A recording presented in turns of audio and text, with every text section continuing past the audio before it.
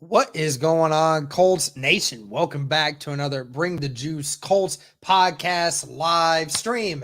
Thank you all so much for tuning in on this lovely Wednesday evening.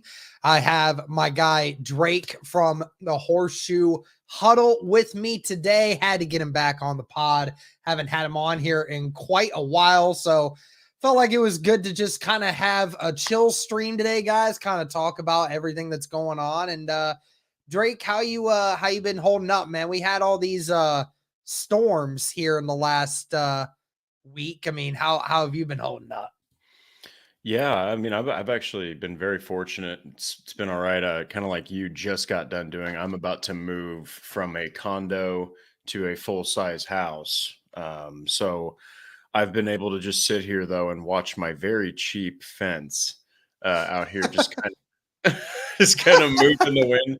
So I'm glad that didn't turn into something bigger. But yeah, it's been really good. I'm glad storms have passed. Hope everybody was able to stay safe out there and ready to talk about some Colts football and a little more relaxed, kind of chill. How you doing? Yeah. For Sco one. here saying tapping in from Italy, boys. Appreciate the pod. Currently on watch Wow. until 4 a.m.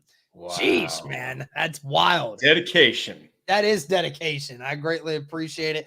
Yeah, yeah, storms have been wild this last week, man. I mean, the Midwest has just been getting absolutely demolished with these rounds of storms. What was it last week, late last week when we had that first tornado watch going on and heard a bunch of people, thankfully I think Indiana and Ohio for the most part got away from it unscathed, but there was a couple other states just west of us that did get hit with some massive tornadoes. So shout out and prayers to all those who were affected by it. And hopefully everyone in this chat as well remained unscathed from a lot of the storms that we've been getting recently. But anyways, guys, we wanted to talk here and really, I mean, there's just not a whole lot more that we can really talk about, more of just talking about the same old things, right, Drake? I mean, we're kind of in that situation where, for the next 3 weeks, this is again all we're talking about is, what is going to be the Colts pick with that number 4. I got to ask you first, because I don't think I asked you about the Lamar situation, because when the last time we talked, I don't think that was very much a topic at hand. That's a very recent thing. Like literally over the last 2 weeks, that's been an argument. What's your thoughts been, your thought process of Indianapolis maybe trading for Lamar? Does that seem like a real possibility to you? Or do you think that there's no way that Chris Ballard would ever decide something like that? Well, I think that I think that it's what is it? What's the stipulation? Because of the franchise tag, I think it's that they couldn't get any more than 2 first rounders, I believe. Yeah. So I don't think that the Colts, honestly, I don't think that's what's scaring Ballard or Ursay is 2 first rounders for Lamar I Jackson. don't think that's the problem with a lot of teams. I think Yeah, it's like nobody cares about that. It's that insane. Like it's a $200 million potential guaranteed contract he's looking for. That Ursay also kind of said, "Hey, I'm not a guy who really likes the whole guaranteed contract thing that Deshaun Watson and the Browns kind of kickstarted there in Cleveland." So, do I think the Colts wanted to do it? Would like to, of course. I mean, who the heck wouldn't like to put Lamar Jackson, on that staff with Jonathan Taylor and with guys down the field like Pierce and, I mean, him and Woods. Are you kidding me? I think it'd Mhm. be a great idea, but I mean, a great move if it happened. But it's the price tag. I think that just makes a guy like Ballard just say absolutely not. I mean, are you thinking that with the price tag, are you thinking it's a Lamar issue, or do you think that it is a Ravens issue that's the problem? Because I mean, you hear on one side that Lamar supposedly wants this, and then we hear rumors that he's actually wanting this. And from what I was told was that apparently Lamar wants, you know, at least the guaranteed money to be at around where Deshaun Watson is getting. And I think most people are sitting back and are just saying, like, dude, no. Like it just no. I mean, it's not even for the fact that Lamar Jackson is not worth the price tag. It's just the only problem is that Deshaun Watson was not worth the price tag at that time. And like that's the that is where the Cleveland Browns screwed a lot of people over is now they gave Deshaun Watson this stupid contract and now all of a sudden every big name player now thinks they deserve a stupid contract like that, even though that contract was it was like one of the wildest things we had ever seen.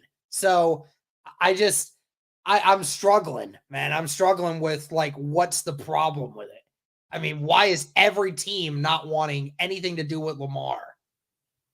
It's really interesting because I was actually, it was something I saw earlier and I just pulled it up here, but there's a ESPN reporter for the Ravens named Jamison Hensley who actually put out a tweet. And now here's what he said. This is when they asked the Ravens GM Eric DeCosta about, what's going on with the whole Lamar thing. And this is quoting Jameson's tweet. He says, the Ravens declined to answer any questions about Lamar Jackson. Team officials didn't even mention him by name. But GM Eric DeCosta did have something to say about Baltimore's QB position. DeCosta didn't rule out taking a quarterback in the first round. Now, obviously, there's a whole story that you got to click on. That's just like a little tweet. But I mean, that is significant. I mean, right now it's kind of buried, I think, under a lot of stuff that you won't find out till later on, maybe never. But right now, there's something wrong in Baltimore. I mean, there's something that's not right. It's very interesting what's going on over there because not only do teams not want to touch Lamar, but the Ravens seem to be fumbling the situation simultaneously with retaining him. So it's like a very weird Bermuda Triangle type thing. Like, what's going on over there? Yeah, it doesn't sound like a team that really wants to keep Lamar in the building because now they won't even talk about him. Like it's at a point where they're like saying, "Don't ask us questions about Lamar." Oh, and hi again, Emily, by the way.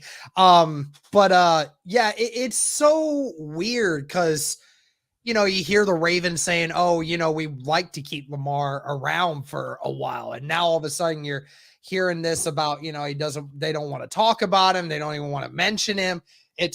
And then they're saying, we may want to get a quarterback on day one. I'm like, yeah, that sounds like a team that's pretty desperate to keep, their franchise guy around.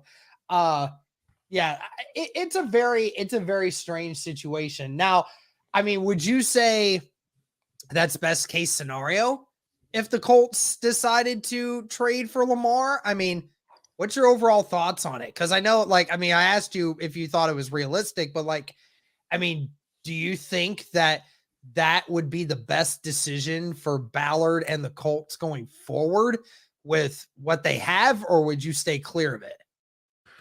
Oh man. Let's just remove, the price issue. Let's say the Colts have Bears type of capital to spend. Yeah, you don't know what Richardson's going to become. You have no idea. You know nothing about what Levis will become. I think the most sure thing looking right now is Stroud and Young. But you're talking about a proven product that's only 26 years old, former MVP. He has count them, 2,000-yard rushing seasons. He is improving his passing. He single-handedly dismantled the Colts in one of the best comebacks I've ever watched. Yeah. As I cried and watched him beat us in 20. It was literally one of the best quarterback performances all year. It was all on his arm too, because the Colts used contained defense to keep him in the pocket and said, "Hey, you're not going to beat us through the air." Well, he did. He made great choices and everything else. So, I think best decision if you could make it happen. Holy cow! There's no doubt in my mind. I just continuously think about him with Michael Pittman Jr., Alec Pierce, Jonathan Taylor, Jelani Woods, Isaiah McKenzie. He'd be on the best damn squad he's been on. Period. In his entire career, he'd have the best offense he's literally had. So of course it would be great. It's just like the price tag. Real quick, we were talking about what's going on, what's wrong, and it was something I was forgetting. I pulled it up here. There was a pre-draft press conference. I'm sure that everyone has seen it at this point. Just a clip showing John Harbaugh and Eric DeCosta. Without going into too much detail, all that a report did was bring up Lamar Jackson. Well, they were told, don't mention the quarterback by name. And when they asked that question, John Harbaugh's face, Eric DeCosta's demeanor, they just looked like they were thinking to themselves, oh my God, Like, we got to deal with this more. We don't Yeah, want I to talk saw about that. Like, Lamar anymore. Harbaugh's expression, just nothing. Sad. Just dead. And It's a defeated DeCosta guy. was like yelling at him, hey, don't do that. It's like it's a parent telling like their kid not to do something when they explicitly told them before not to. It's like, people, this is their freaking jobs. This is their jobs. You don't get to tell the reporters what to do with their jobs. This is the storyline. You people did this to yourselves. You won't pay Lamar his money and you won't trade him. So what do you expect these people to do? Just say, oh, well, let's talk about anything else other than the biggest headline in sports right now, which is this guy who's a top 10 quarterback in the league is all of a sudden not getting paid. You won't trade him. And we want to know, what's the situation? What are we going to do? It's hilarious. And I saw Truitt here talking about how stay out of the carousel, draft one and rebuild. Well, I mean, here's the thing. I mean, Drake, can you really call it the carousel though? I mean, like, because there's a huge difference between Lamar and all the other quarterbacks that the Indianapolis Colts have traded or acquired for over the last 3 seasons. Phillip Rivers was on the end of his career. We knew what he was. Carson Wentz, even prime Carson Wentz, is not as good as Lamar Jackson is. Nowhere close. And Matt Ryan was 37, 38 years old. Again, we weren't expecting it. Like, the whole idea of the carousel thing, it shouldn't apply to Lamar, because Lamar, for one, is much younger and still has potential to be one of the best quarterbacks in the league for every single one. Like, I mean, none of the quarterbacks that we had were going into their seasons looking like that. So it's completely different than that. So, I mean, I hate when it says that, but of course, yeah, we're talking about the Ravens have zero leverage anymore when it comes to all this. That's what I'm thinking, Drake. Like, honestly, the Ravens can keep hashing this out the longer they want to, but they don't have leverage. I mean, everyone knows they don't want him. Like, that's coming out. We know that they don't want him. They don't want to pay him that contract that he wants. And clearly Lamar is done with the Ravens. He's already, when he made his request to be traded out, he said, like, I have love for Baltimore Nation, but I just don't want to do it anymore. Like, that clearly doesn't sound like a guy that wants to play for your organization anymore. So clearly it's not going to be situated. And I'm sorry, people may think that Lamar will play under the tag. No, he won't. He won't. He's going to take his $32 million and he's going to sit out. He's going to sit out. He'll take your $32 million and sit there and do nothing. That's fine. If you're going to pay him like that, go ahead. I mean, that's your fault for doing that. So trade him. Give him to a team that actually wants him, like AKA the Colts, who could actually use him. Like, quit being so stingy about all of these picks or the money or whatever. Quit being so stingy. Just get rid of it. It's not going to do you any good to have Lamar Jackson sitting on your bench all year doing nothing and accumulating nothing for you. There's not, and then on top of it, if you don't trade him and also for the Colts' sake, if you don't trade him, I mean, how are you going to get a quarterback in the draft that's actually going to do something for you if you don't get in the top 4 and go and get one? How are you going to do that? So it makes no sense from the Ravens standpoint. Yeah, and the thing is, you can tell just from the aura of things that they're trying their best to, kind of like you said, extend things out and maintain, the value, and kind of like Wyatt Law had mentioned, there's really no leverage, and it's being lost. It seems almost like as time passes. So it's going to be really interesting. I don't think that the Colts will make a play at it, kind of just because we'd mentioned it's the money. It's a lot of money per year. It's a lot of guaranteed money, which Irsay again said he is not a big fan of doing that kind of thing. I just don't see it happening. And honestly, I think I've heard a bunch of people say this. It's like, Shane Steichen probably wants to mold someone from day one.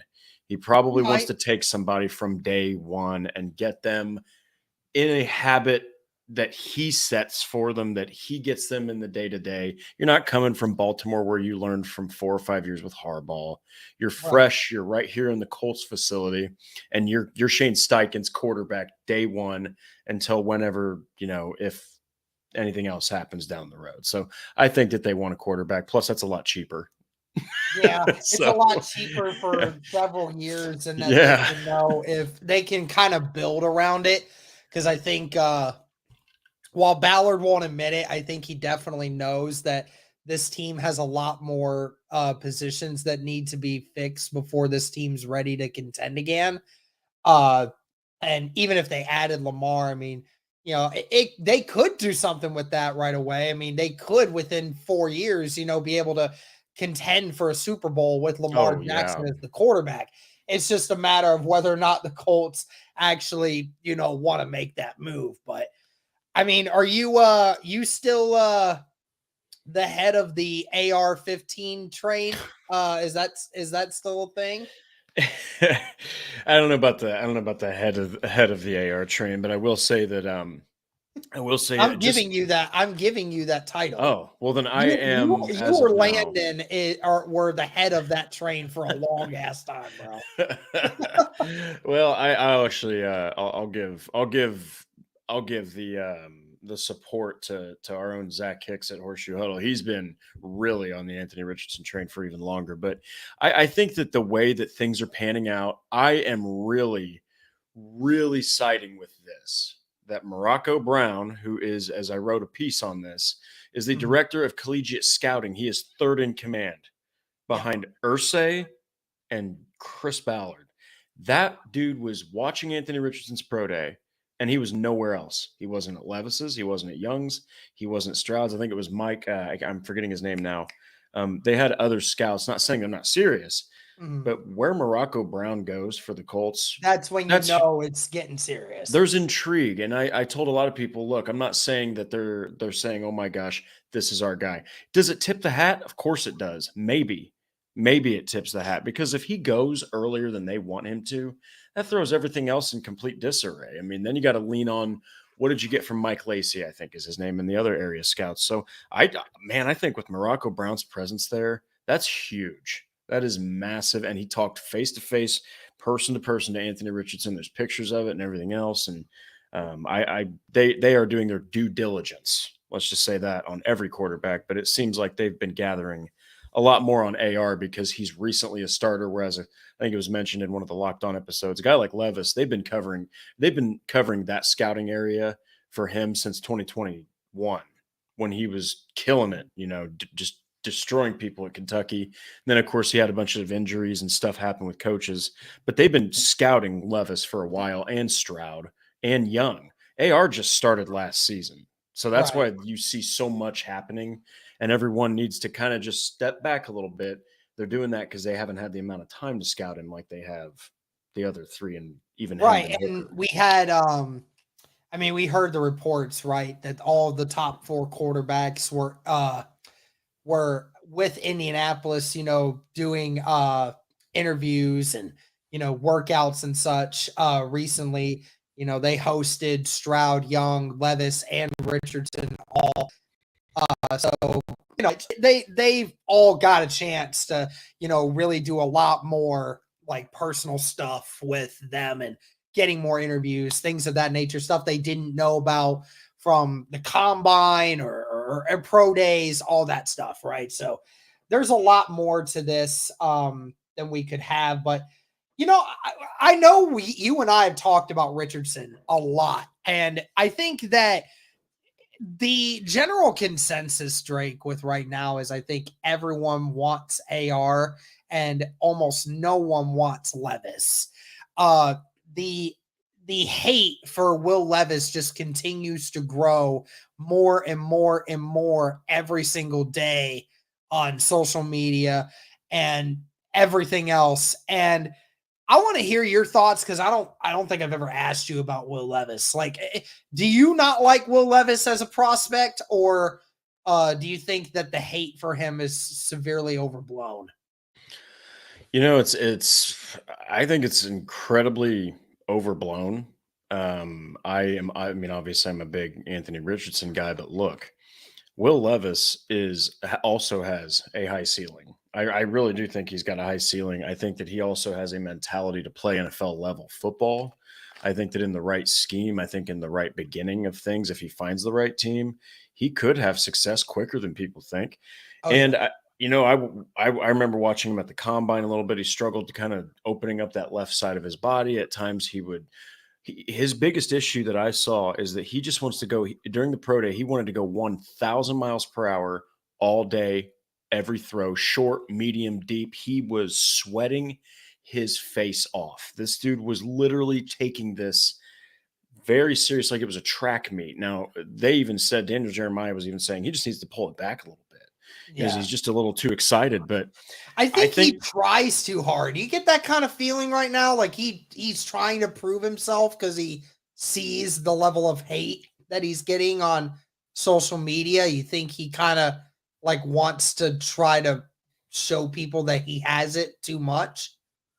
I honestly don't think so because I do believe Will Levis is a very confident guy, and I think the reason that he got so much dis you know dis just like disapproval from Colts Nation is because of a very simple reason, and maybe this is a hot take, but when everyone was like comp I think like high comp is Matt Stafford or Carson Wentz. He did a lot of things Carson Wentz did. Carson Wentz, and you kept hearing Levis Wentz. The name Carson Wentz gets a lot of Colts fans very, very uncomfortable because, as you probably also watched, the utter tanking that was the last two games of the 2021 season, and it was not fun to watch.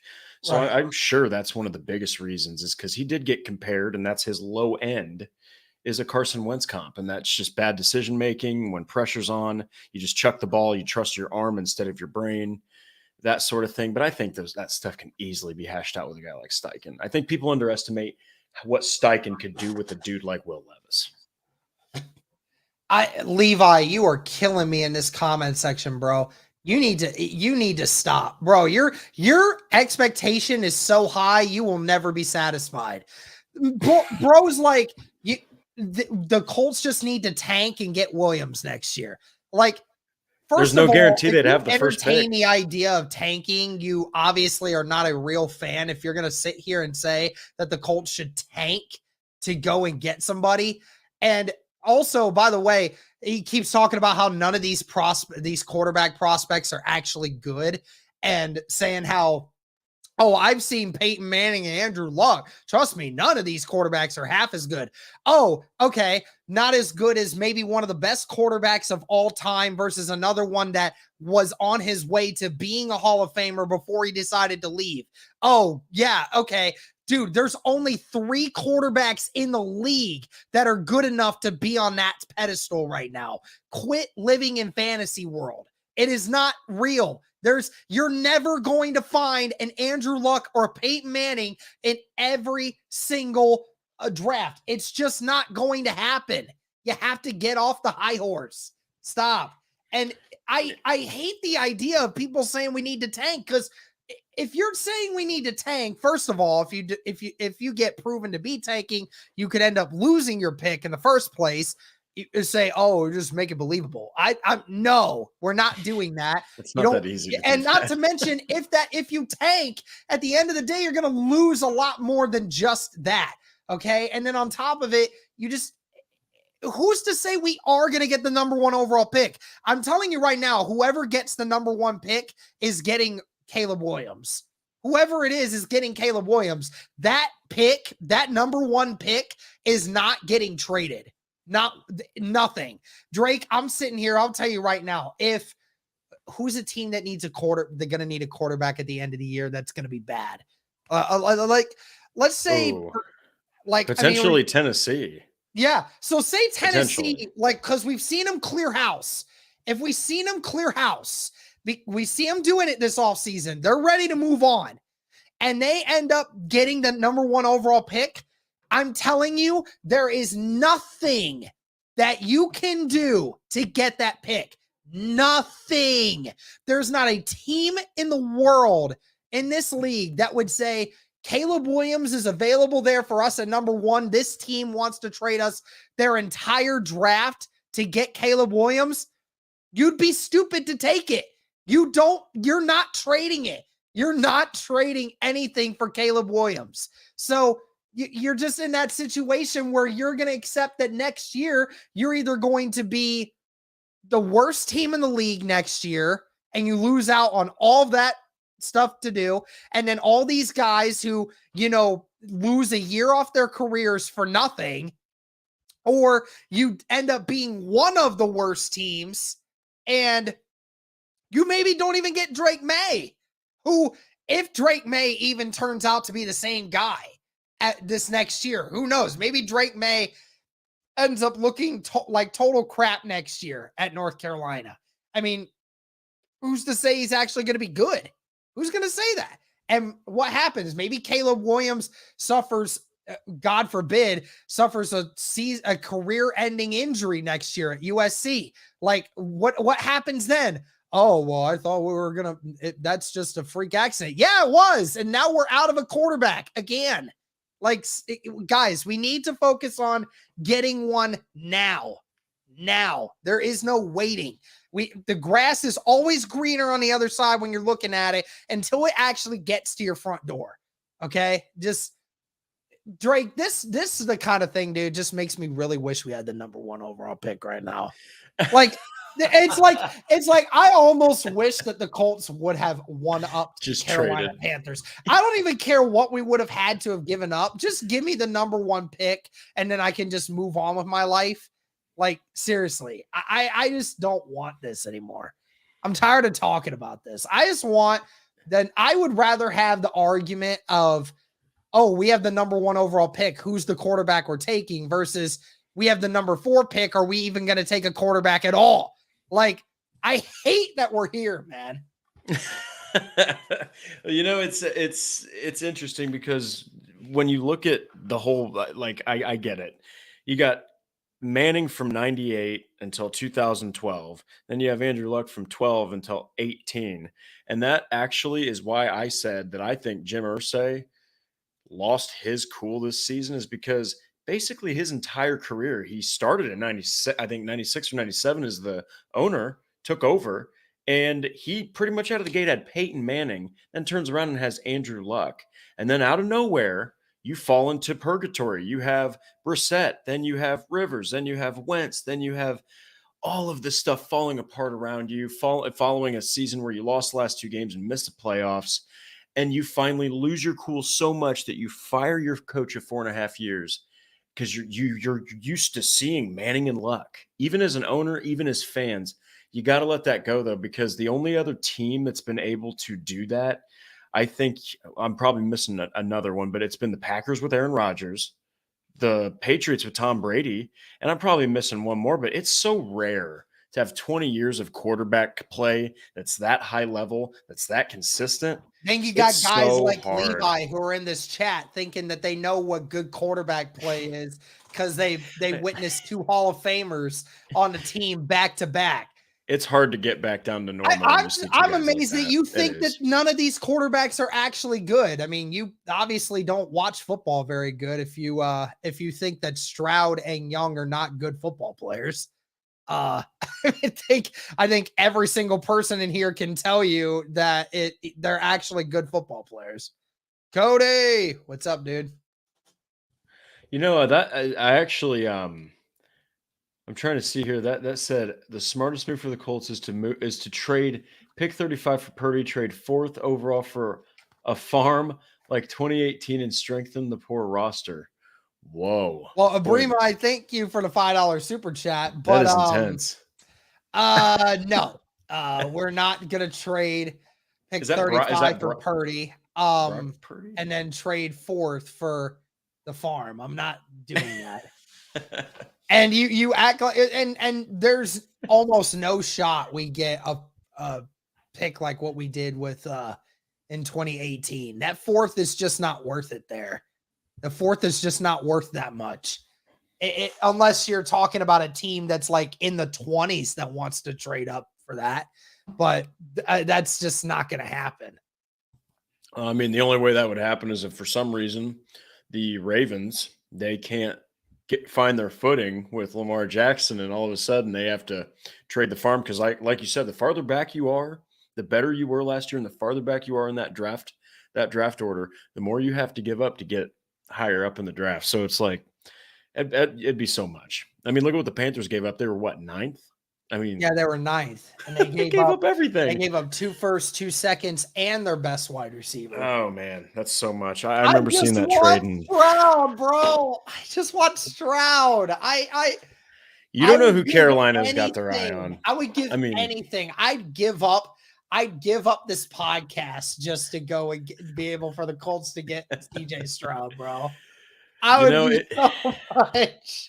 It's like I've actually been thinking about it because obviously, and Andrew, who is the co-host on Horseshoe Huddle, he is with you a huge Stroud guy. Once CJ Stroud, and the thing is, I know all the reports. I know Frank Reich had his phone out. I've been making a joke like a proud dad watching his kid throw the football.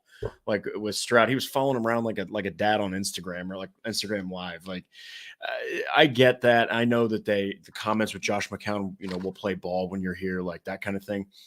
Man, nothing is anything until it's like draft day, it seems. Some of these teams, I think it was alluded to a little bit that the Colts, through Steichen, that the Colts, man, yeah, they're evaluating everybody, but it's kind of like even they don't really know who they want entirely, like concrete. Like they have like a 1A and 1B situation that I bet flip-flops sometimes. Like who's Steichen going to mold better? I think that at the end of the day is who they're going to take at the highest. That's the guy at the top of the board, is who can Steichen mold the best and turn into the best overall quarterback. So I don't know. I do think there's a chance Carolina, maybe they go Anthony Richardson all of a sudden. CJ Stroud's we'll be live on draft night. Yes, I'll be live. We're going to be live for every day of the draft, for day 1, for day 2, and day 3. We did it last year, and I'm going to do it again this year. I have to, especially for what is at stake for the Indianapolis Colts. And, I was telling my friend this too, because we were talking about that, and he said, there's just no chance that the Panthers would trade all of that compensation to let Stroud or Young walk. And I'm sitting here and I'm like, for one thing, there's not one guy that throughout this entire draft process has immediately put himself on the pedestal of number 1. Like the majority of people will tell you it is either Bryce Young or CJ Stroud that has done so. But again, we have seen quarterbacks, even in recent memory, get taken before what everyone else was saying about who should be that guy, right? When we talked about in the 2019 draft, Drake, when Daniel Jones got selected before Dwayne Haskins, everyone immediately thought that was the dumbest thing that ever happened in the history of football. Like Dwayne Haskins, who most people would presume was the best quarterback in college football last year, should have been the number 1 pick, but obviously Kyler Murray went and then Daniel Jones went beforehand. So that happens. And of course, I'm ready to take Derek's job, referring to my original statement. Anyway, but then in what was it, 2021, where after Trevor Lawrence, who got picked after him? When Justin Fields should have went number 2. Zach Wilson got picked before him. Oh yeah. Trey Lance got picked before him. I mean, Justin Fields fell all the way down to pick number 11, bro. Like, and then the Bears pulled the trigger. Justin Fields should have been the number 2 quarterback taken because there was nobody that performed at the level of a Justin Fields outside of Trevor Lawrence. But yet everyone picked somebody different because what happened, right? With Zach Wilson, his pro day, right? The dude could throw a ball off his back shoulder, 65 yards on the dot. That wowed somebody so much that they thought that was a better alternative than Justin Fields. Trey Lance, who I still, for the life of me, have no idea what San Francisco was thinking there. No idea. Trey Lance had one season out of 3 where he actually played well for North Dakota State, bro. Like they thought, oh, it was going to be Division 2. And then Division 2 football, thinking football. He was going to be the next Carson Wentz or some shit coming Same right school. out, like prime Carson Wentz before the Super Bowl. And like, it just made no sense. It made no sense. So again, I'm telling people that there is always a chance because sometimes it just doesn't make sense. The way some of these teams conduct their business is not the same as everyone else, okay? The Panthers wanted the number 1 pick because they wanted to know they could have their choice of whatever quarterback they wanted. And whoever they deem has the best potential and is the best fit for their future offense, because they don't have anybody offensively. So you're not coming into this with the mindset of the Carolina Panthers thinking that I should get Stroud because Stroud's going to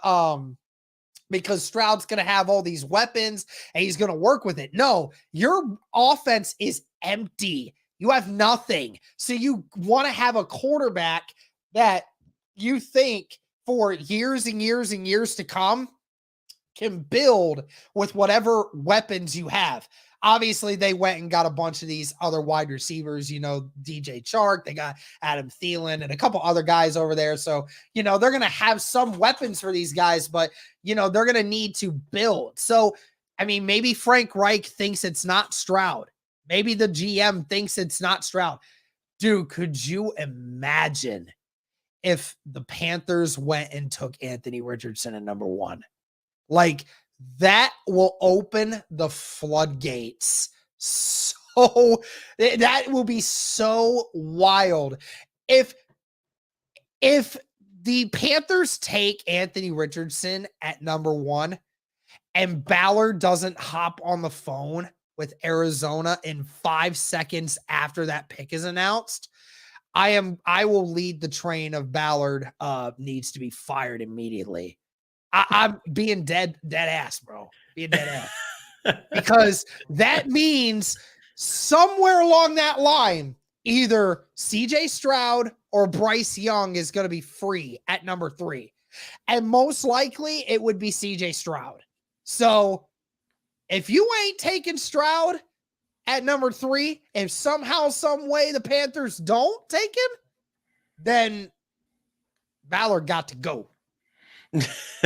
It's interesting because I know that I'm glad you said that. That is exactly why the Panthers went to the number 1 pick. They're not going to go to the number 3. Okay. They're not going to go to the number 2. They're going to go to the number 1 pick. If they're going to trade up for a quarterback, they're going to get the guy and have all of the have the power to select whoever they want. I also would not rule out. I think the one quarterback that they wouldn't get is Bryce Young. I would be blown away if they got Anthony Richardson.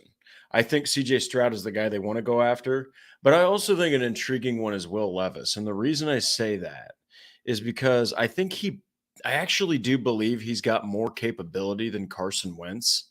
I think that he's got probably a higher ceiling than Carson Wentz. I know he gets compared to him a lot. Wentz did a lot of great things. I mean, he really did. He had a lot of great attributes, but yeah, man, as far as Richardson, and I'm an Anthony Richardson guy. He's more accurate. He's got better passing mechanics. He's ready to go now. And as opposed to Stroud and Young, he's not lacking size. The dude is huge. Will Levis Stroud isn't lacking in size, but obviously Will Levis from a body stature is. Yeah, the mobility is, I think, where if he's like wanting a little bit more of a mobile quarterback, that's got the passing mechanics maybe a little more advanced from a pro style offense.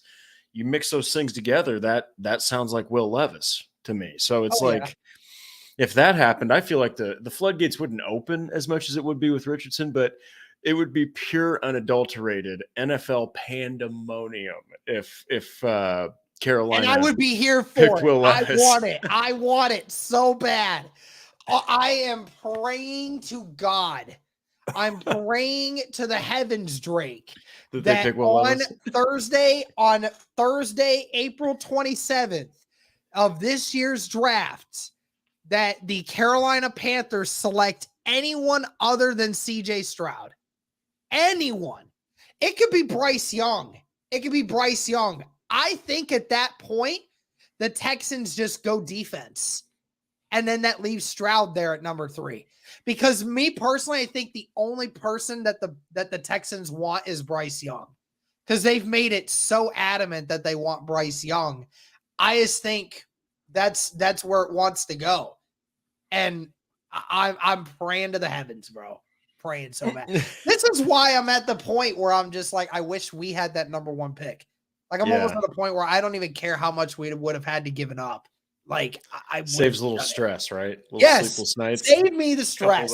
I don't care. You already know your team is bad. What's so bad about giving up one of your better weapons? Who cares? Who cares? You're already bad. Go do something about it.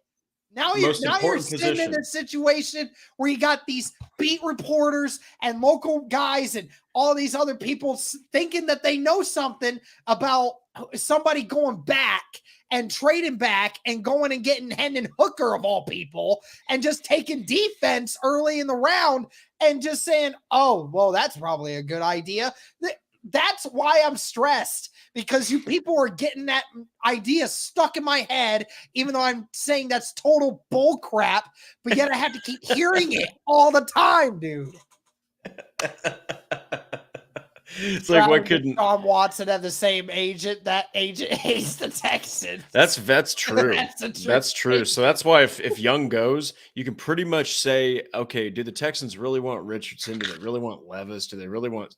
Obviously, Stroud's off the table, and they're not going to take Hendon Hooker. So yeah, I think if for some reason Bryce Young goes number 1, I think you see the Texans probably go defense. And the Texans just hired D'Amico Ryans. Go get the best defensive talent. It's a defensive guy, defensive mindset, saying like you can go get a Will Anderson, a Jalen Carter, a Christian Gonzalez, or Devon Weatherspoon, if that's the area that you want to go in.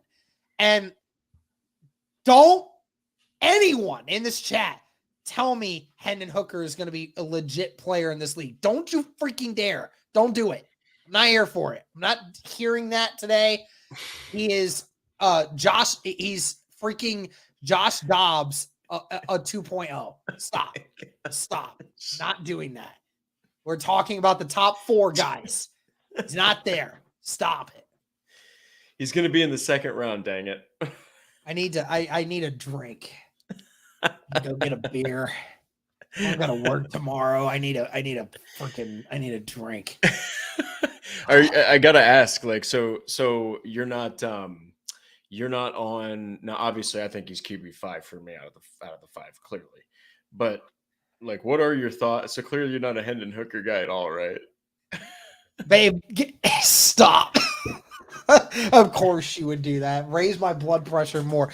Look, I'm at a point where, listen, I know I definitely contradict myself on things sometimes. I know a lot of people are going to give me flack for it. I think that Hendon Hooker, if he gets into the right situation, I'm a big believer. Oh, Sarah with the $2 super chat. Thank you. I want AR-15. Derek and Drake, you're amazing. Appreciate that, Sarah. Thank you. I am a firm believer, Drake, that in every situation, any player can thrive in the NFL if they get put in the right situation. Oh, yeah. Any of them. Any of them. It may take a little longer than some other guys, but that's just how it goes. I mean, it's how it is nowadays. But he's 26. He's just coming off the injury. He played in an offensive system in Tennessee that's not favorable for the NFL. And it's just going to take him longer. It's going to take him longer to get it up to the point of where these other guys are at. There's Stroud comes in right away with Steichen, immediately on it. Bryce Young comes in with Steichen, immediately on it. Will Levis with Steichen, immediately on it. Anthony Richardson, not immediately on it, but give him within a year, he's on it. He's ready. Hendon Hooker is not ready for the NFL speed yet. He's just not there. I don't care about the competition that he's played. His offense is not set up to be a great quarterback in this league right now. It's going to take him time to get better at his throwing. They had an offensive game plan, Drake, where literally 6, 7, or 8 times a game, this man was throwing a deep pass to Jalen Hyatt, who was open 4 or 5 out of those 8 times, and it ended up getting 40 or 50 yards every single time, and that's why they won games. Because you had the fastest wide receiver on the planet in there, and no team that played them decided that it's a smart idea to have somebody back covering Jalen Hyatt. It was literally the main reason why they won games. I mean, just go back and watch why they beat Alabama. Why did they beat Bama? Because Jalen Hyatt was open all game long. That man had one of the best stat lines that I've ever seen from a wide receiver because he was the only one open all game. And Alabama couldn't do anything about it. I mean, it's just one of those situations. I just am not, I don't think, I mean, Hendon Hooker could probably do well in 2 to 3 years after learning with Shane Steichen, but the Colts don't have 2 to 3 years to see Hendon Hooker get good. They don't have time for that. They gotta get somebody that's in there and ready to do it now. And that's the other thing, Drake. Like, I hate the fact that the Colts most likely are going to go with Anthony Richardson, because as much as I love Anthony Richardson right now, and the problem is he's not going to be good his first year. It's going to take him some time. He's the only one of the top 4 guys that can't immediately go in and get good on the fly. He's going to have to take a little bit of time. He's going to have to take the year. And that's where I wish that Matt Ryan didn't suck so bad to the point where he could have sat behind him for a year and then could have ended up doing something. But of course, we couldn't get out of our own way. And of course, now we're stuck in that situation. It doesn't matter who it is that's going to go in there. Somebody has to start. And unfortunately, Anthony Richardson's the only guy that doesn't have the experience to go in and immediately get really good. That's the problem. Yeah, and the thing is, that's the big thing for me against Hendon Hooker is, if anybody's downplaying how important it is to play in a pro-style offense and how much, during the draft guys look at that, that's huge. That's one of Levis's big things is like he's taking all that athleticism and that raw change that people are going to make with his passing mechanics, but he also had the pro-style offense to go with it. Hendon Hooker is going to be, I believe, 27 years old. I'm not sure if I don't know his birthday, but I think he'll be 27. And it seems like that's just so old to start your career. And then you mix in the fact that you're coming off of an injury. You didn't throw at the combine. Okay. You didn't throw at your pro day, really. You also are in an offense for the most part, like you said, where you had a 5-star wide receiver open and it was college level, very high college level, but not pro, like you said. So he's basically, at the end of the day, he's older than you want him to be. And he's also starting farther behind the 8 ball than what you want him to be, with a lingering injury that was one of the worst you can suffer. So it's like, there's just a lot playing against Hendon Hooker. For Colts fans that want Hooker, I understand, he looks the most pro-ready, the most ready guy right now with the age and with the way he played quarterback, but he's really the least ready. I think that there's even a chance that Richardson might fare better. I've watched it with Landon, bro. There's literally clips where the guy sits in the pocket, doesn't move his feet at all, and waits for one guy to get open and then throws it.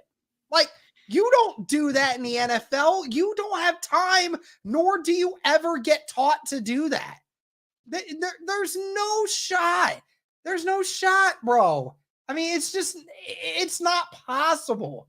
It's like you can't. The things he gets to do with that system, it's the same thing as Malik Willis coming out of college just last year. He's from his same offense, just a guy that throws the one route all the time, and then he was fortunate enough to play in a conference where his athletic ability could get him away with so much more than what it is. And Hooker doesn't have that. Hooker does not have that kind of athletic ability. Now he's not a stick. No doubt Hendon Hooker has some ability to move, but he's not, I mean, he's nowhere near as athletic as Anthony Richardson. And I'd argue Will Levis is just as athletic. Bryce Young is way more athletic. I'd argue Stroud is probably a little bit more athletic if you just see him run. I mean, it's one of those situations. People are just too much on the Hendon Hooker train. It's just looking at the numbers instead of looking at how he actually got those numbers in the first place. I just don't see it. I don't see it. Well, and you might need, I've heard Minnesota as a huge, huge landing spot for him. You've got weapons ready to go. You've got a system with Kevin O'Donnell ready to go. Former quarterback, I believe Kevin O'Donnell was. So it's like you could sit behind Kirk Cousins, who is kind of like Hendon Hooker, actually, in a lot of the ways that I'm sure Hooker will play. And so it's like, I get it. You want to trade back, get a bunch of picks. It's always nice to get trade back and get all those picks and collect them. But when you are facing the most important draft of a franchise's for a franchise in 25 years, okay, you cannot just hope that person's going to fall in the second round. You have the number 4 pick. Worst case scenario, you clearly didn't trade up to number 1, so you are probably going to go up to number 3. I would be shocked, actually, if the Colts didn't trade to number 3. And you got to take a guy now. You can't trade back and hope that Hendon Hooker's injury, his age, his inexperience in a pro-style offense, and that one-read system he was doing in Tennessee, you can't just hope that all is going to dissipate and he's going to win. And this guy brings up a good point. Says, didn't Steichen say he is willing to create an offense around the skills of the quarterback? Yeah. Yes, he did say that it is one of those situations where you don't want to have a player form around your offense. You want to create an offense around the guys that you have. Like, I get that. And I love that mentality because it shows it's not about a my way or the highway sort of thing. Yep. It's about figuring out your strengths and weaknesses. The only problem is, what's Hendon Hooker's best strength? To throw the ball deep to one guy? So is Jacoby Brissett. That's not a recipe for success in the NFL. Yeah. You can't do that. That's nothing that helps. I mean, you want to build an offense around your players, but there's only so much you can do. There's only so little more that you can do to add to the players. It's more about my system, but I'm trying to figure out the best system possible to try to aid my best players. And there's no offense in the NFL that aims around a guy that throws a deep ball a dozen times a game.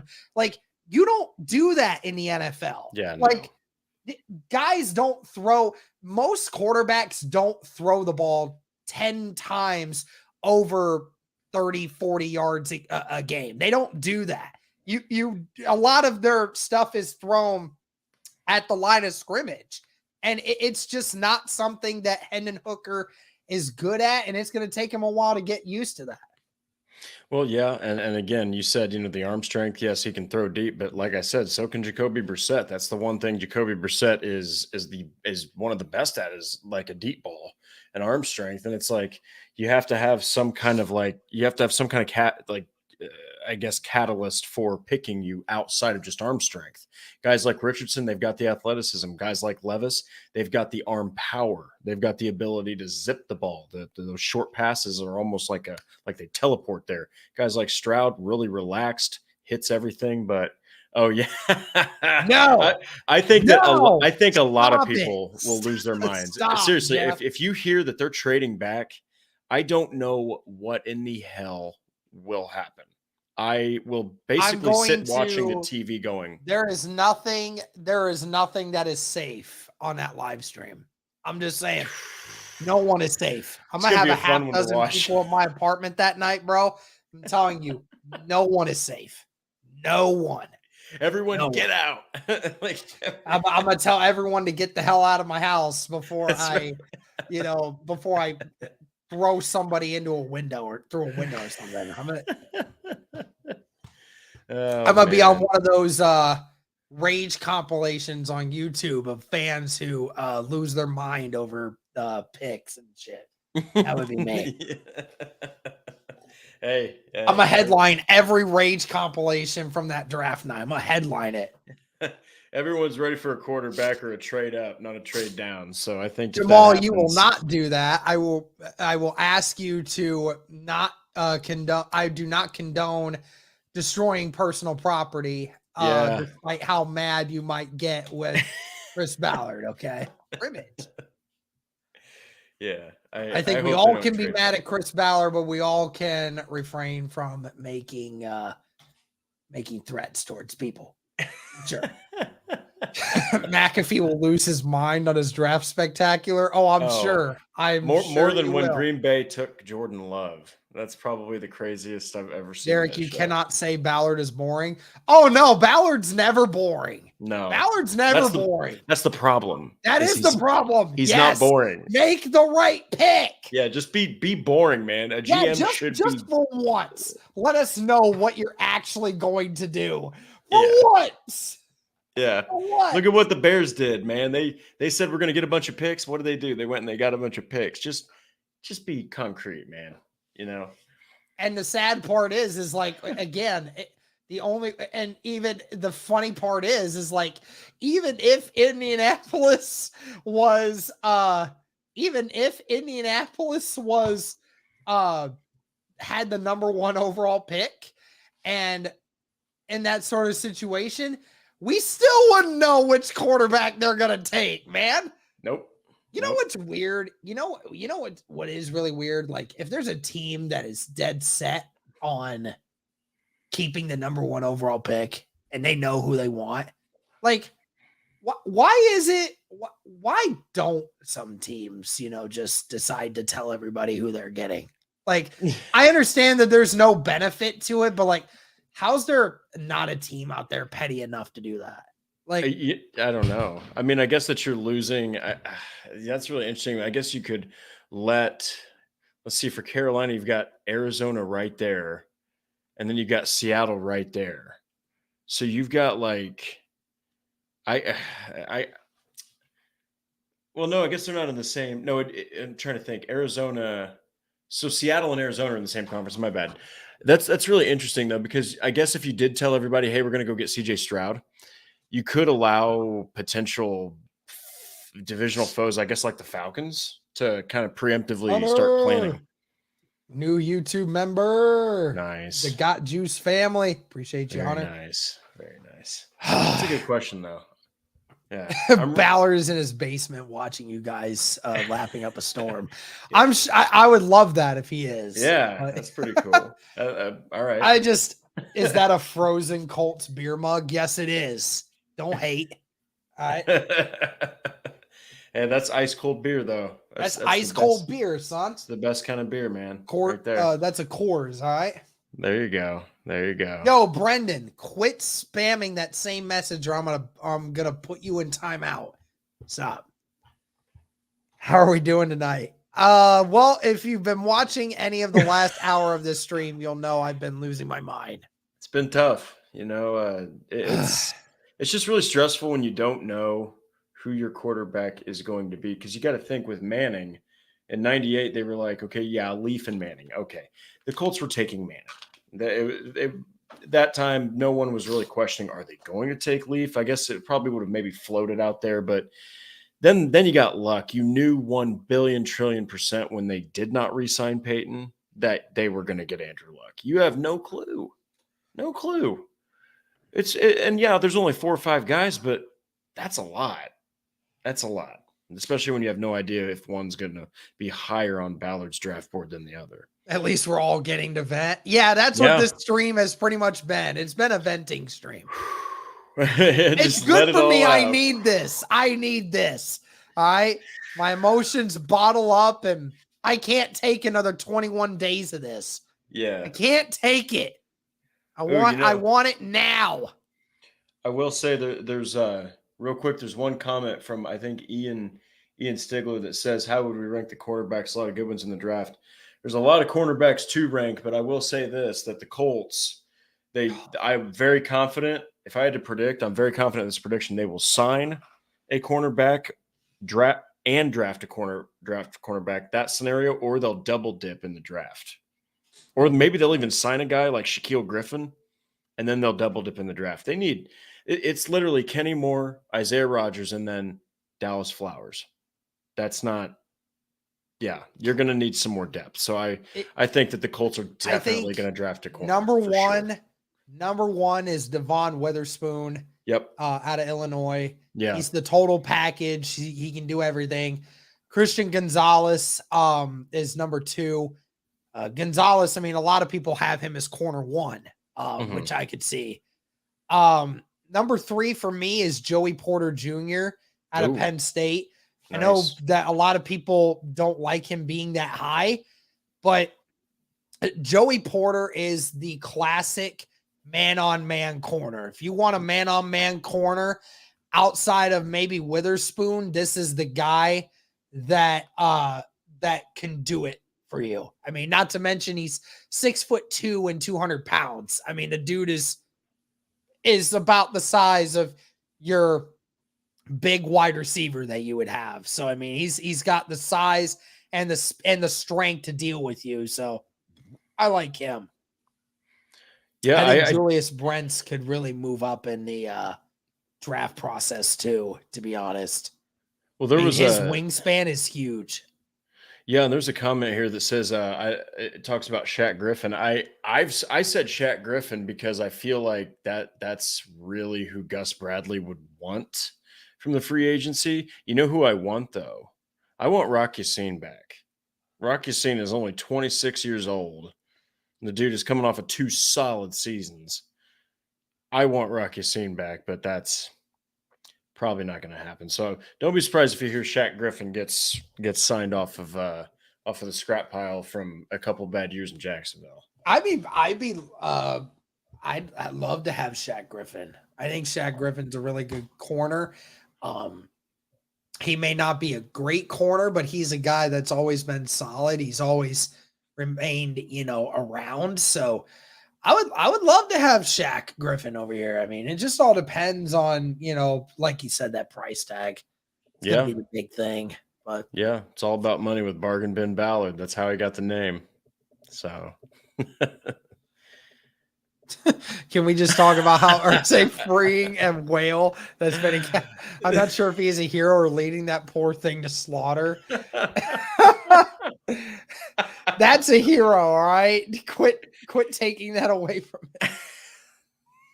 Yeah, I know. He wanted Tariq Woolen, bro. That was my biggest. I was so mad, Drake, when we didn't get him. He got picked 2 picks before us. I was so mad. That kid I wanted so bad in that 5th round, and he ended up being the biggest wonder of the whole draft. Didn't he have like 5 interceptions or something? Yeah. The kid was insane. Can't pass up on Keely Ringo if he's there at 35. I don't think he will be, to be honest with you. I think he goes before 35. And I actually think that Julius Brents is very likely to be with the Colts. Is it? Brents is like 6'2" and like 200 pounds and like has a ginormous wingspan, and he's physical. He's a physical corner. Yeah. Yep. So like, Also, it looks like I'm looking here. Tariq Woolen, here's his stat line for Seattle: 63 tackles, one fumble forced, three fumble recoveries. He had 16 passes defensed, and he had 6 interceptions, which led the entire NFL for a touchdown. So, and he was also let me see here, Pro Bowler, and he was the Defensive Rookie of the Year. Jesus. Legion of Boom. Bro. Legion of Boom has returned, apparently, in the form of Tariq Woolen. That's an incredibly productive year for a 7 to 8 year 4-time Pro Bowler at defensive back. I'm mad y'all gonna bully the Colts into draft a QB who's gonna be just okay. We're not bullying them into anything. There is nothing that Indy could possibly say that could force Ballard's hand. Ballard is the ultimate release on that. There ain't nothing that Indy fans could possibly say that makes us get any influence on a quarterback. None. Yeah, I think that at this point you have to look at what happened in 2022 with Irsay. He hit a tipping point. He was so frustrated. He did something that his dad used to do, and Irsay never. Irsay was always the behind the scenes guy, relaxed. Hey, I'm the owner here. I'm the cool guy you get along with.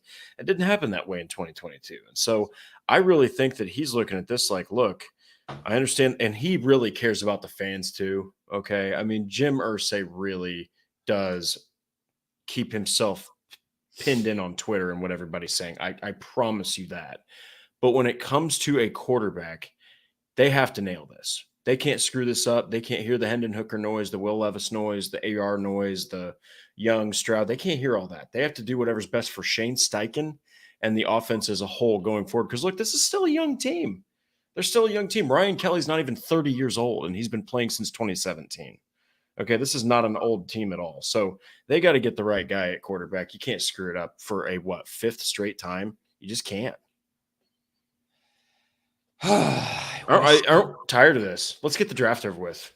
Come on. I just wanted to 3 freaking weeks. 3 weeks. I want to have some free agency news so I can actually talk about something other than this freaking quarterback that we presume they're going to get. Yeah. Very fair. Maybe they run with Minshew, man, all year. You just trade back. Don't even pick a quarterback. Just mustache Minshew mania. I'm kidding, of course, because that'll really start a riot. I just really, really hope that the Indianapolis Colts somehow find a way to end up getting CJ Stroud. I just hope somehow, some way, someone lets that happen.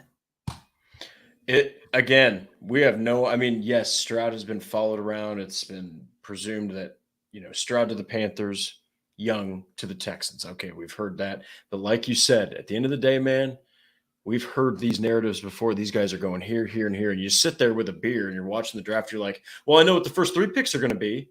And then you're at pick number 4 and you're like, those guys are still on the freaking board. So you never know what's going to happen. For all we know, they like Levis. They go out and pick Levis. They like Young. They go out and pick Young. CJ Stroud sitting there right there, number 3, number 4 for the Colts. Shad and Destin said on their stream that the Colts do have an offer out for a corner, but that corner didn't like the number, so it's a waiting game. I would not be surprised if that is Shaq Griffin. Would not be surprised in the slightest if he's trying to get a little bit more of a pay bump, because he'll be like 28, 29, and he could probably coax him a little bit and say, hey, I'll pretty much be the corner 1 on this team because Kenny Moore's the slot guy. Kenny Moore's a slot corner for the most part. I want to hear that. The same argument you make against Hooker, you kind of make towards Stroud, though. Please. Oh, is he referring to the fact that Stroud's only had good weapons? Again, if you look at there's much more to it than just throwing deep routes. There's a huge difference. in how the game is played versus just throwing the ball deep to your best wide receiver. Yes, Stroud has had great wide receivers, Oh, yeah. but how he uses those wide receivers is not just deep out routes. He's It's doing not, more. it's way more to it than Way that. more at the line. He's making Yeah. more. He's making 2, 3, 4 reads. He's Hendon Hooker. This is no knock on Hooker. This is just how it was. It's hut at hike, 1, 2, 3, scan, boom. And if that's not available, usually there's like a check down, okay, or like an intermediate route. Stroud, that ball comes out, it's 1, 2, 3, 4. I mean, he's immediately, as soon as the ball hits his fingertips, he's starting to make reads. Now, he had Marvin Harrison Jr. and Jackson Smith and Guess Jigba. what? I get it. But Joe Burrow had Jamar Chase and Justin Jefferson on his team. You think anyone held that against Joe Burrow when he went #1 overall? Nobody said a damn thing about it. or when he went to a Super Bowl in his sophomore year. They were just talking about how amazing Joe Burrow was, even though he had 2 wide receivers on his roster who are top 5 wide receivers in the NFL now. Like, y'all want to talk about how Stroud has a generational wide receiver room. So did Joe Burrow. Maybe more so. I mean, for all we know, Maybe we don't more know. so. But Marvin Harrison Jr. might end up being a top 5 pick, but Njigba ain't going to be a top 5 pick. And ain't nobody going to take him for that. And he didn't even have him for last year. Could you imagine if he had Njigba all year? I'm just saying this. If Ohio State had a fully healthy offense last year, Natty, even Georgia would not have been able to withstand that. Yeah, Ohio State would have won all year. Would have won it because they didn't have Njigba all year, who going into that year was the best wide receiver in the country. And then on top of it, Trevion Henderson, who was their best running back, maybe the best running back besides Bijan Robinson going into that year, and got hurt almost all year too. So Ohio State at running back and at wide receiver lost its best players. Like, I mean, people don't realize how big of a hurt that was. And yet Ohio State still was the best scoring offense of anyone in college football last year. Like, I just want to say how crazy that is. Well, and CJ Stroud, I remember I remember when me and Andrew were at the combine, Andrew kept telling me, he kept doing this whenever Stroud would hit a throw. Not even kidding. I'd look over and he'd be doing one of these little like chef's kiss things, because he's basic. Seriously, I'm not kidding. And he made a great point. And I think even Zach Hicks said this. He goes, I've never seen a guy throw such a smooth, ridiculously effortless release. Every throw from Stroud, a couple hit the dirt. Oh, well, some are just going to hit the dirt regardless of how good you are. But Stroud's throwing mechanics, you aren't really going to need to do much. You're just going to need to get in his head, but also get in his head by getting him out of it.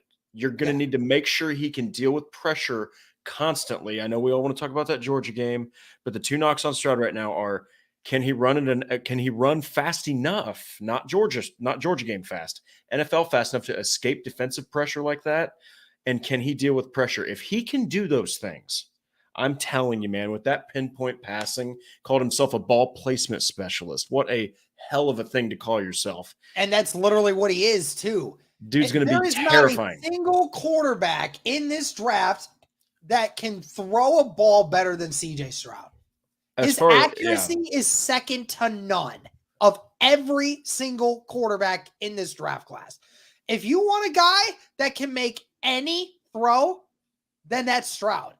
He's the only one that can make every throw. Every one. There's not a throw on the football field that he can't make. There's other guys here that can't do it. And Stroud is the only one that can make it every time. Just telling you. I've watched every game. I am in shock of some of the throws that he makes. It's just one of those situations, but I mean, who knows? I mean, that's not good enough for people. Me personally, I would much rather have a guy who is the best at putting the ball where it needs to be at versus the guy that's the athlete. But hey, remember Patrick Young Mahomes is not a better passer, by the way. Young is not. Patrick Mahomes, a 4.85 or a 4.85, 4.84 second 40. He escapes pressure and uses his feet just fine. You do not need to be Anthony Richardson to get out of the pocket and be mobile and be, a threat mobile. Like you just got to be able to escape pressure. So I'm telling you, if Stroud can do that, and if he can deal with the pressure that people say he couldn't handle consistently in college, my goodness, like you said, the NFL, you succeed by putting that ball in donut-sized holes. It's not easy. And CJ Stroud seems like he can pretty much already do that. And if he's not there yet, he's close enough that a guy like Steichen could easily just get him there right away. It'll be very interesting. I could tell. I could tell you're so. I could just tell. I kind of like looked at you for a second. I could just tell, man, Derek is ready for this draft to just be the hell. I'm done. I hate life. I just want my quarterback, bro. Yeah. I just want to be surrounded by my friends with a pizza and beer and my stream and my girl, and just say just want to like be overjoyed with whatever quarterback we get. Yeah. Like, cause then I just know that it's done. It's done and it's over with, and I can feel happy about moving on with whoever it is that's going to be a Colt next year. Pre-order your jersey. You can pre-order that jersey and then just forget about it. Yes, for real. I'm just saying it right now. I mean, if Stroud does end up finding some way to end up being an Indianapolis Colt, I'm buying everything related to CJ Stroud. I'm just saying. Nice. Y'all won't ever let me. Y'all will never hear the end of it from me. I mean, everyone's gonna hate me for the amount of Stroud content that I will put on the YouTube with this. I'm just letting y'all know right now. Christmas time, you're like, and this episode, I've bought a CJ Stroud ornament. It's just like a face. It's awesome. That's awesome. I'm just ready for draft day. Stream who won that challenge? The breadsticks won. The breadsticks won. Such a funny stream. I'm gonna have to do it again. I'm gonna have to see. I'm gonna have to. Maybe I can do that as an incentive to, get me to 16,000 subs on YouTube. Maybe Cody and I do a breadstick stream together. Answer questions while eating breadsticks. How would you feel if CJ and Jackson Smith and Jigba ended up in Houston? Bruh, we're screwed. We're screwed. Luckily, that ain't gonna happen. Ends up with Stroud, bro. I'm just telling you, we're screwed. Yeah. I don't think like it was said earlier, Houston is not gonna have CJ Stroud because Deshaun Watson's agent is also CJ Stroud's. Would Twitter break from me?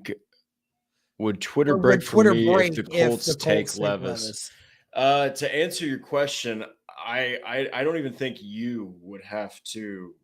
And this gentleman's name is Nick, but I don't think you would even have to do that to break Twitter. I don't think you would have to go forth with that. Twitter itself would not be able to handle the sheer pandemonium from a guy that, even though he's not my number one quarterback, I do think Levis has a high enough ceiling to be good enough, and I don't think he's deserved all the hate. But I think that's specifically why Twitter would snap in half if the Colts pick him. It's just gonna. My number, Michael, was 64. I was 64 in high school, but yeah, nice. Colts. The Twitter universe would just die. It would blow. There'd probably be a few Colts fans that might commit suicide that night if that happens. I'm not even joking. Yeah, they would take it that seriously. Yeah, there'd be people with pitchforks right outside of LOS demanding to walk into the locker room and ask questions. Stroud got 3 first-round wide receivers. Yeah, so did Joe Burrow, and also had a 4th-round tight end and a 1st-round running back and 2 offensive linemen who were 1st-round draft picks. So I don't want to hear it. I don't want to hear about nothing. And guess who Stroud's been compared to? That his ceiling could Joe be Burrow. That's Joe Burrow. what everyone's saying he plays like. I hear Jared Goff. I'm like, get out of here. I know Goff might be a little better than we all thought he was, but no, dude, Goff is not even close. They're to saying he's a more mobile Jared Goff, which is hilarious because like I'm saying to myself, like, I knew like Drake, I knew CJ Stroud was mobile before everyone else did. I knew fair. Because I actually watched him back before he even started his junior year, or his sophomore year.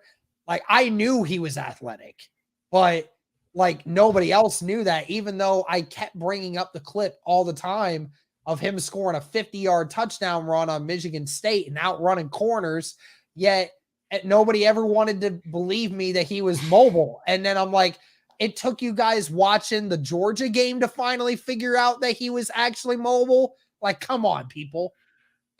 He's an OSU quarterback, man. He's going to be a bust. You know, he's an OSU guy. He's an OSU guy, right?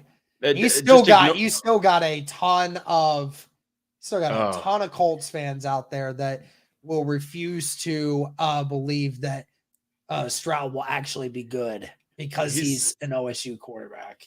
Look, for the people, and this is the truth, and this is what I honestly believe from what I've seen in all the games that I've watched. Look, I think that arguably, I think the zippiest, quickest, most athletic guy that I've seen come out of OSU at quarterback is Justin Fields.